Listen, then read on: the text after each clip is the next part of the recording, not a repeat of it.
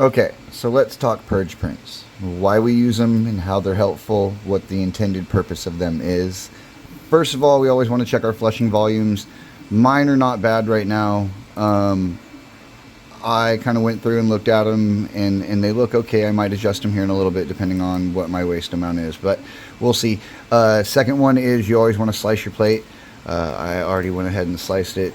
You want to double check and make sure you know exactly what height you're looking at and what your waste is looking at. So right now, if we look over here, we're at 202 grams of the model. Flushed is 146 grams.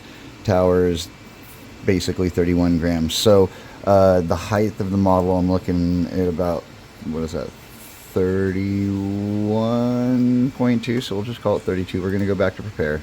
All right. So first thing that I do want to point out is, depending on your purge print, you always want to check the height. The highest point on the model, this one's a little short. This one's a little short.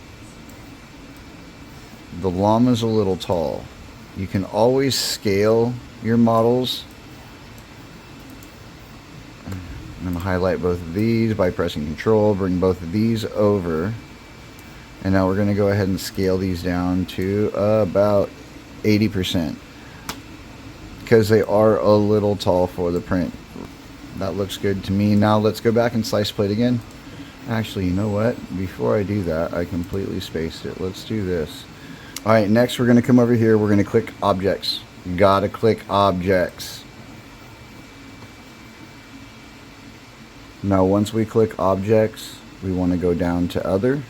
Make sure that that's highlighted. Flush into Objects Infill and Flush into Object.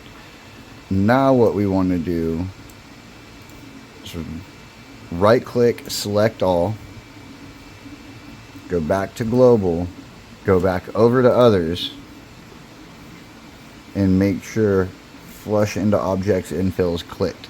So that'll make sure that everything has the infill flushed, or the waste flushed into the infill, versus just these two guys. So now we're going to go back to slice plate, and if you look over here, we've actually dropped down to 98 grams versus 146 or 148, whatever it was. So what we're going to do is we're going to take these guys and we're going to clone them. I'd rather do this than waste it. So we're going to go increase this a little bit.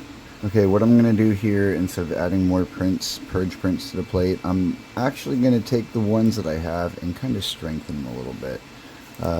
It'll go ahead and use a little bit more waste without giving me excess usage, because it can happen if you add too many purge prints that it will increase the amount of filament needed for the entire project, and you're wasting filament at that point in time trying to save waste. It's like going broke saving money. So what we're going to do here is we're going to go ahead and just increase this. We'll just call it 22 just because I want to. And then we will go to gyroid just because it's a better infill. And then that should definitely take care of the amount of waste that we're going to have. I also want to change these over to...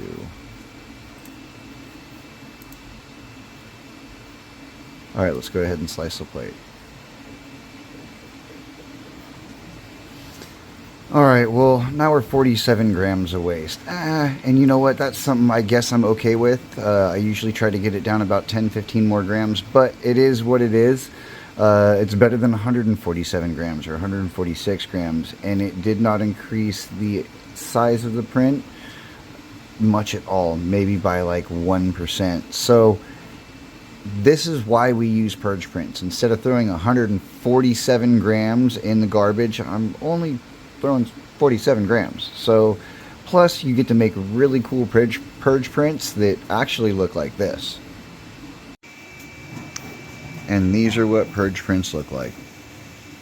And honestly guys, that's why the llama is my favorite.